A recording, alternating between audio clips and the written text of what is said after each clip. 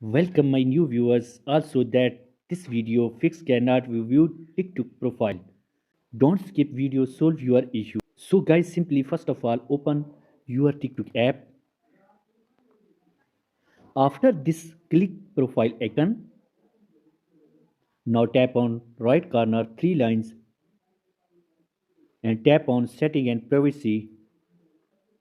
Now tap on privacy and scroll down. Tap on profile views and turn on profile views history.